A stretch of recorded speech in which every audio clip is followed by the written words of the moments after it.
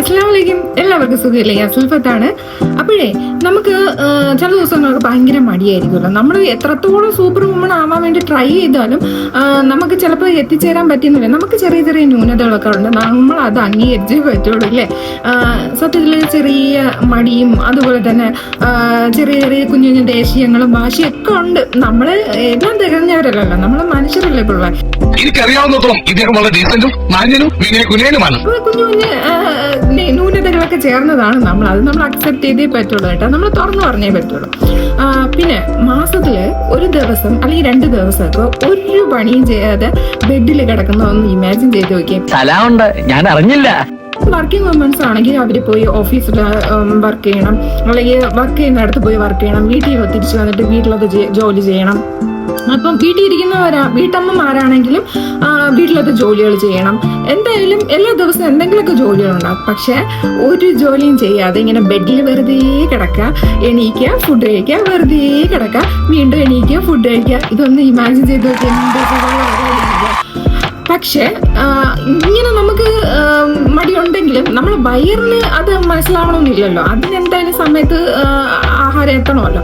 അപ്പൊ അതിന് വേണ്ടിയിട്ട് നമുക്ക് എന്തെങ്കിലും ഉണ്ടാക്കണമെങ്കിൽ പെട്ടെന്ന് എന്തെങ്കിലും തട്ടിക്കൂട്ടാൻ പറ്റുന്ന ഒരു കിടിലൻ കറിയാണ് കേട്ടോ ഇത്. ചപ്പാത്തിയുടെ കൂടെ ആണെങ്കിലും ചോറിന്റെ കൂടെ ആണെങ്കിലും അടിപൊളിയായിട്ട് യോജിച്ചു പോകുന്ന ഒരു കറിയാണ്. അപ്പൊ അതെങ്ങനെ ഉണ്ടാക്കുന്നതെന്ന് നോക്കാം. വെറും 5 മിനിറ്റ് മതി.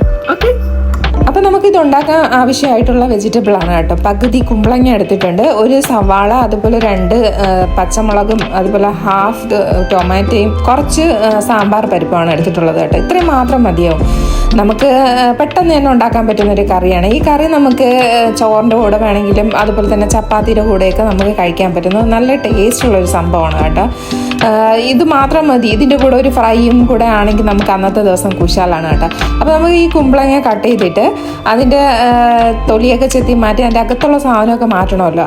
അതിനുശേഷം നമ്മൾ സാമ്പാറിന് കട്ട് ചെയ്യില്ലേ, ആ ഒരു രീതിക്ക് നമുക്കിതൊക്കെ കട്ട് ചെയ്തെടുക്കാം. ആ ഒരു വലിപ്പത്തിന് കട്ട് ചെയ്തെടുക്കാം കേട്ടോ. എടുത്ത കത്തി കുറച്ച് വലുതായി പോയെന്ന് തോന്നുന്നു, കയ്യിൽ നിൽക്കുന്നില്ല, സ്ലിപ്പായി പോകുന്നുണ്ട്. എന്നാലും നമുക്ക് കട്ട് ചെയ്തെടുക്കാം.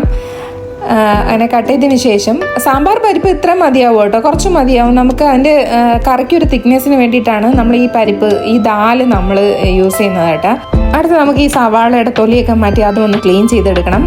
അതിനുശേഷം നമുക്ക് ഇതൊക്കെ ഒന്ന് കഴുകിയിട്ട്, ഞാൻ പറഞ്ഞില്ലേ നേരത്തെ സാമ്പാറിൻ്റെ ആ ഒരു രീതിക്ക് നമുക്കെല്ലാം കട്ട് ചെയ്തെടുക്കാം.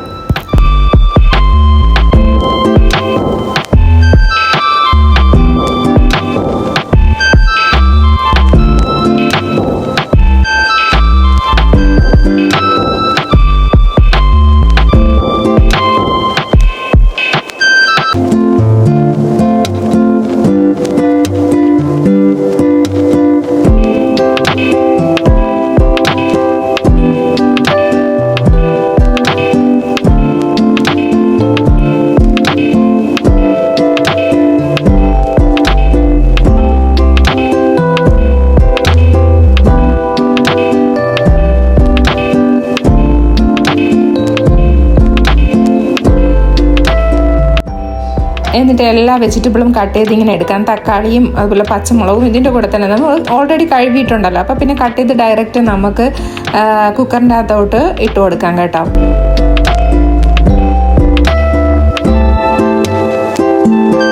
അതിനുശേഷം നമുക്ക് ഈ പരിപ്പ് കൂടെ കഴുകിയിട്ട് വൃത്തിയാക്കി എടുത്തിട്ട് കുക്കറിലോട്ട് ഇടാം.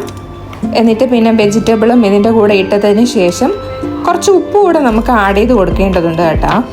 എന്നിട്ട് ആവശ്യത്തിന് വെള്ളം ഒഴിക്കാം. ഞാനാണെങ്കിൽ 1.5 കപ്പാണ് വെള്ളം ചേർത്തത്. നമുക്ക് എത്ര തിക്നെസ് ആവശ്യമാണ്, വെള്ളം ഒരുപാട് ഒഴിക്കാതിരിക്കുന്നതായിരിക്കും നല്ലത്. വെള്ളം കൂടി പോകുമ്പോഴത്തേക്ക് കറിയുടെ ആ ഒരു ടേസ്റ്റ് കുറയും. അപ്പോൾ ഒരു മീഡിയം ലെവലിൽ വെള്ളം ഒഴിച്ചെടുക്കുന്നതായിരിക്കും നല്ലത്.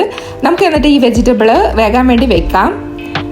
അപ്പോഴത്തേക്ക് ഇതിന് ആവശ്യമായിട്ടുള്ള അരപ്പുണ്ടാക്കാം. ഞാൻ 2 പിടി തേങ്ങ ചിരിയതും 1/2 ടീസ്പൂണ് മഞ്ഞൾപ്പൊടിയും 1 ടീസ്പൂണ് മുളക് പൊടിയും 4-5 ചെറിയുള്ളിയും ചേർത്തിട്ട് നല്ല രീതിയിൽ അരച്ചെടുത്ത അരപ്പാണ്.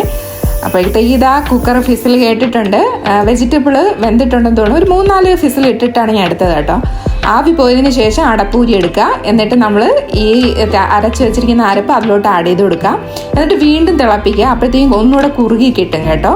അടുത്തതായിട്ട് നമുക്കിതിന് ആവശ്യമായിട്ട് താളിച്ചെടുക്കേണ്ടതുണ്ട്. അതിന് കുറച്ച് വെളിച്ചെണ്ണയിൽ കടുകും ചെറിയ ഉള്ളിയും അതുപോലെ തന്നെ വറ്റൽമുളകും കറിവേപ്പിലൊക്കെ ഇട്ട് താളിച്ചിട്ട് അതിലോട്ട് ഒഴിക്കുകയാണ്.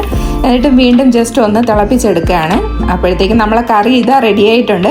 കിടിലൻ ദാൽ കറി, നമുക്കിത് ചോറിൻ്റെ കൂടെയും ചപ്പാത്തിയുടെ കൂടെ ഒക്കെ കഴിക്കാൻ പറ്റുന്ന ഒരു കറിയാണ് കേട്ടോ. അപ്പോൾ വീഡിയോ ഇഷ്ടപ്പെട്ടിട്ടുണ്ടെങ്കിൽ തീർച്ചയായിട്ടും ചാനൽ സബ്സ്ക്രൈബ് ചെയ്യുക, അതുപോലെ ലൈക്ക് ചെയ്യുക, ഷെയർ ചെയ്യുക, കമൻറ്റ് ചെയ്യുക. നല്ല നല്ല വീഡിയോസുമായിട്ട് ഞാൻ നിങ്ങളുടെ മുമ്പിൽ എത്തുന്നതായിരിക്കും. അടുത്ത വീഡിയോ കാണുന്നവരെ ബൈ.